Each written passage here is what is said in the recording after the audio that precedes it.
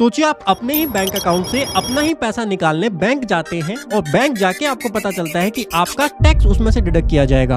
अब सबसे बड़ा क्वेश्चन ये आएगा कि इनकम टैक्स तो केवल इनकम के ऊपर लगता है, तो कैश निकालने पर कौन सा टैक्स लगेगा। एंड अगर आप सोच रहे हो बैंक से कैश निकालने में ही प्रॉब्लम है तो जरा रुको, बैंक में पैसा डिपॉजिट कराने में तो उससे भी ज्यादा सिरदर्दी हो सकती है। चलो आपको एक रियल क्लाइंट की स्टोरी बताता हूँ जिससे आपको पता चलेगा बैंक में कैश डिपॉजिट और कैश विड्रॉ करने में कितनी सिरदर्दी हो सकती है। मिस्टर मनु जो कि पंजाब के एक किसान है, मिस्टर मनु की आमदनी ज्यादातर खेती बाड़ी से होती है और उन्होंने कुछ जमीन भी बेची जिससे उन्हें कैश में पैसे मिले। उन्होंने वो पूरा कैश करीब 3 करोड़ रुपए अपने बैंक में डिपॉजिट कर दिया। अब हुआ ये कि बैंक ने इस 3 करोड़ की डिपॉजिट की जानकारी इनकम टैक्स डिपार्टमेंट को कर दी क्योंकि ये एक बड़ी रकम थी। प्रॉब्लम यहाँ आई कि मिस्टर मनु ने कभी ITR फाइल नहीं की थी और उन्हें ये भी नहीं पता था कि उन्हें कोई नोटिस मिला है इनकम टैक्स डिपार्टमेंट की तरफ से।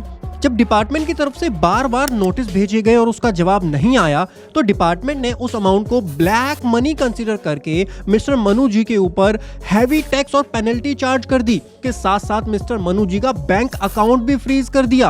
आपको कोई बड़ी कैश डिपॉजिट कर रहे हैं अपने बैंक के अंदर तो उसका सोर्स जरूर जस्टिफाई होना चाहिए आपको, अदरवाइज इनकम टैक्स डिपार्टमेंट वहां पर बहुत हैवी पेनल्टी लगा सकता है। दोस्तों अब बात करते हैं उस नियम की जो बैंक से पैसा निकालने पर आपका टैक्स डिडक्ट करने की बात करता है। पुराने इनकम टैक्स में एक सेक्शन होता था सेक्शन 194N और नए इनकम टैक्स एक्ट 2025 में जो सेक्शन है वो सेक्शन है सेक्शन 393। इसके अंदर जब भी आप बैंक से एक लिमिट से ज्यादा कैश विड्रॉ करते हैं तो आपका TDS यहाँ पर काटा जाता है। अगर यहाँ पर आपने ITR अपनी फाइल की हुई है तो उस केस में 1 करोड़ से ज्यादा कैश अगर आप एक फाइनेंशियल ईयर में विड्रॉ कर लेते हैं तो आपका 2% TDS वहां पर काटा जाएगा। दूसरी तरफ अगर आपने अपनी प्रीवियस 3 ईयर की ITR फाइल नहीं की है, इन दैट केस अगर 20 लाख से ज्यादा का कैश आप अपने बैंक अकाउंट से विड्रॉ करते हैं तो वहां पर आपका 2% TDS काटा जाएगा और अगर 1 करोड़ से ज्यादा कैश विड्रॉ कर लेते हैं तो वहां पर 5% TDS काटा जाएगा।